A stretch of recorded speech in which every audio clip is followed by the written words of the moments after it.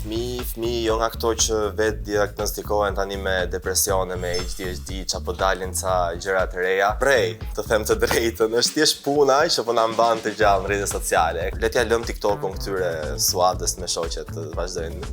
Ke fituar të ardhura nga TikTok? O, lëre, shtëpinë neve nga TikTok e blem si familjarisht. Po pagesa më e madhe? Ka qenë tek 1.2. Po tani? Tani të sjellë edhe faturat e drita ujë këtu t'i ndajmë bashkë. Po kam futur në një arkivol, ende dera arkivolit në kokë.